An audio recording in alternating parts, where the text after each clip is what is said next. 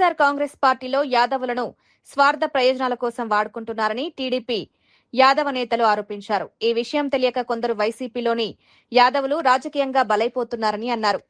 YCP ప్రలోభాలకు లొంగి తమ కులస్తులే Telugu Desam party Tirupati incharge JB Srinivas ను కించపరిచేలా వ్యాఖ్యలు చేయడం తగదని హెచ్చరించారు. తిరుపతి ప్రెస్ క్లబ్ లో నిర్వహించిన మీడియా సమావేశంలో టీడీపీ యాదవ నేతలు మహేష్, సత్తు మధుసూదన్ యాదవ్ మాట్లాడారు. వైసీపీకి చెందిన కొందరు యాదవ నేతలు రాజకీయ ప్రయోజనాల కోసం టీడీపీ నాయకులపై విమర్శలు చేయడం సరికాదన్నారు. ముఖ్యంగా జేబీ శ్రీనివాస్ పై అనుచిత వ్యాఖ్యలు చేయడం మానుకోవాలని సూచించారు.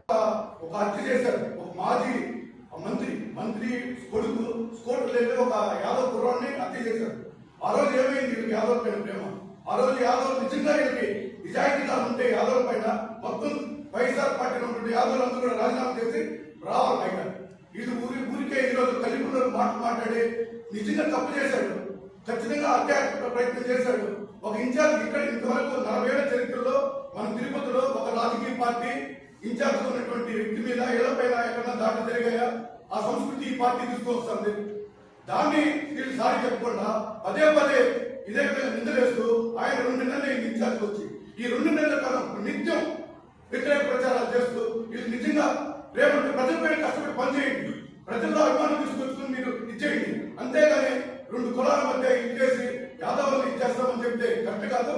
Telugu Desam party Yadav party. ఈ రోజు మా పార్టీకే అధ్యక్షుడు పల్లాల్సిన అవసరం యాదవ్ గారు. మీ సర్టిఫికేట్ మాకేం అవసరం లేదు. యాదవ్కి కరెక్ట్గా ఏదైనా పనిచేస్తామంటే తెలుగుదేశం పార్టీ.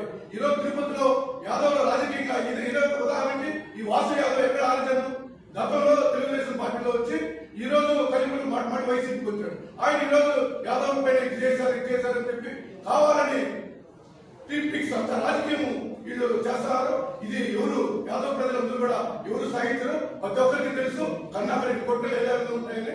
కాబట్టి యాదవ్ సోదరులంతా గ్రహించి ఇలాంటి వ్యక్తుల్ని వ్యతిరేకించాలని చెప్పి మీరు తెలుగుదేశం పార్టీ బీసీ నాయకులుగా యాదవ్ నాయకులుగా నేను చర్యని ఖండిస్తున్నాను. గతంలో ఎన్నడూ లేదు తిరుపతిలో ఈ సంస్కృతి. కడప సంస్కృతిని తీసుకొని వచ్చారు తిరుపతిలోకి. మొట్టమొదట ఆ సంస్కృతిని తీసుకొని వచ్చిందే కన్నారెడ్డి తిరుపతిలోకి.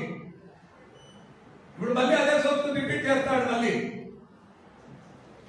పోతే నిన్న డిఎస్సీ మీద నిన్న ర్యాలీ చేశాడు. నిన్న సిక్కున్నాడండి. తర్వాత తొలి సంతకమే మెగా డిఎస్సీ మీద సంతకం చేసి 6 నెలల లోపల మెగా డిఎస్సీ నిర్వహించి 16,500 మంది నిరుద్యోగులకి ఈరోజు ఉద్యోగాలు కల్పిస్తే మీరు నిందలేస్తారా? డిఎస్సీ జరగకుండా ఎన్ని కేసులు వేశారండి మీరు? కానీ ఆపాలని ప్రయత్నం చేశారు మీరు.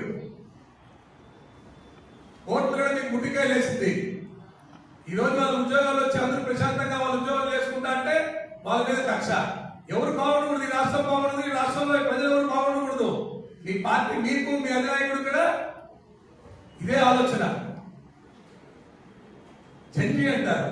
ఎవరైనా జంజి ఎవరిలో ఉన్నారు అక్కడ? ఏ ఊళ్ళో చూసినా అంతా అందరూ కనపడుతున్నారు. ఎక్కడ కానీ జంజి ఎక్కడ కనపడ్డా ఈత ఎక్కడ కనపడడం లేదు. మీరు మారాలి. ఈ కులాల మధ్య చిచ్చులు పెట్టే అని మానుకోవాలని చెప్పి కూడా కన్నారెడ్డి తెలియజేస్తున్నాం.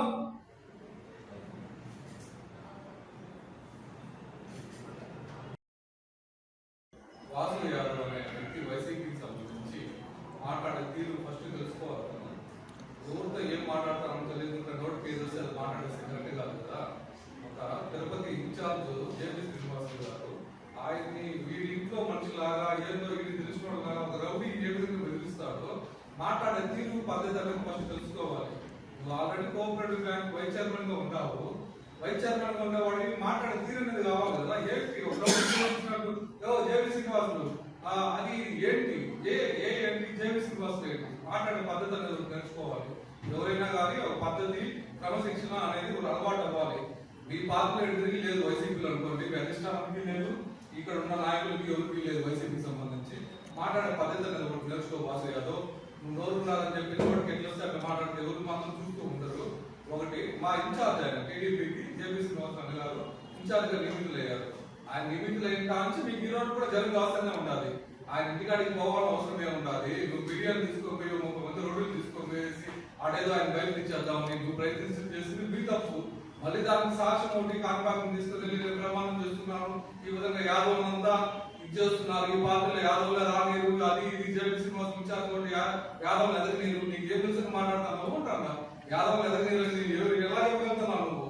ఏ రకంగా మాట్లాడేస్తాను? నోరు కాదని ఏ రకంగా ఆ రకంగా మాట్లాడేస్తే కరెక్ట్ కాదు కదా. సో నువ్వు ఇవ్వాల్సింది ఏంటంటే నువ్వేమి మమ్మల్ని ఉద్ధరించాలని పర్లేదు, నీ బతుకు తెలుగు, నీ పరిస్థితి రేపు ఎలా ఉంటుందో తెలుసుకో.